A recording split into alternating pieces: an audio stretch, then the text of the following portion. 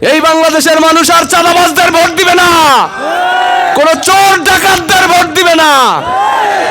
আমরা তো দেখছি কারা ডাকাতি করছে, কারা চুরি করছে ভাই বিগত 54 বছরে, কারা মামলা বাণিজ্য করছে আমরা দেখছি না। আবার এইটাও শুনি যে এই বছর তো নৌকা নাই, শেখ হাসিনা বলছে ধানের শীষে ভোট দিতে, শুনছি না। আমাকে অনেকে ফোন করে বলে যে এলাকায় এলাকায় তো এই যে এইভাবে জনগণকে বিভ্রান্ত করা হচ্ছে। পরে বললাম এই বাংলাদেশের মানুষ আর চাঁদাবাজদের ভোট দিবে না, কোন চোর ডাকাতদের ভোট দিবে না। আমরা তো দেখছি কারা ডাকাতি করছে, কারা চুরি করছে ভাই বিগত 54 বছরে, কারা মামলা বাণিজ্য করছে আমরা দেখছি না। কারা বাজারে বাজারে দোকান দখলদারিত্ব করছে আমরা দেখছি না। তাদের কি ভোট দিব? এইবার বলি, আমরা তো শুধু একা ভোট দিতে যাইব না, আমাদের সন্তানদেরকে নিয়ে যাইব, আমাদের স্ত্রীদেরকে বলবো, আমাদের বোনদেরকে, মায়েদেরকে, সবাইকে বলে দিতে হবে 12 তারিখ রিস্কা মার্কায় ভোট দিতে হবে। ন্যায় এবং ইনসাফের পক্ষে থাকতে হবে। আমরা কি ইনসাফের পক্ষে থাকবো না বিপক্ষে থাকবো? পক্ষে থাকতে হবে। এবং এই 54 বছরের ইতিহাস আমরা পাল্টে দিতে চাই। শরীয়তপুর 54 বছরে অনেক অবহেলিত ছিল, আমরা আর অবহেলিত হইতে চাই না। চাই আমরা দেখতাম না বিভিন্ন সময় অন্য এলাকার একজন আইসা এমপি হইতো, তারপর সাইরেন বাজায় প্রোটোকল নিয়ে ঘুরে বেড়াইতো। সেই দিন আছে? সেই দিন নাই। আর একটা ভোট হবে গণভোট।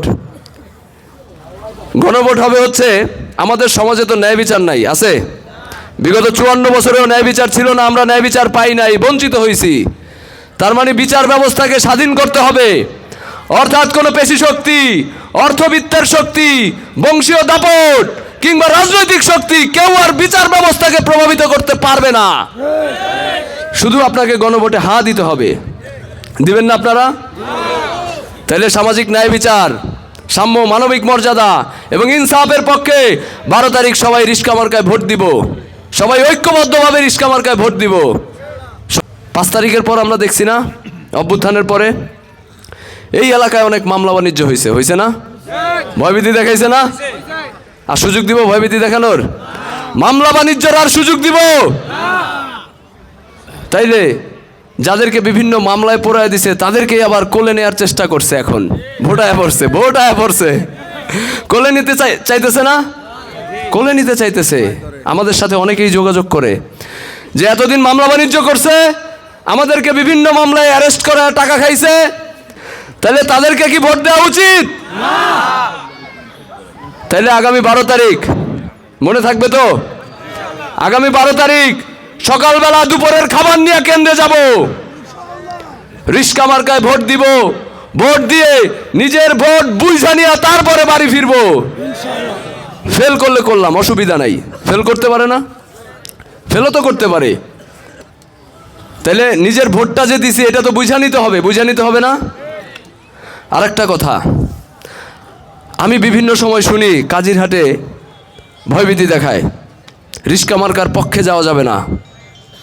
ভয়ভীতি দেখায় না? আপনারা ভয় পান?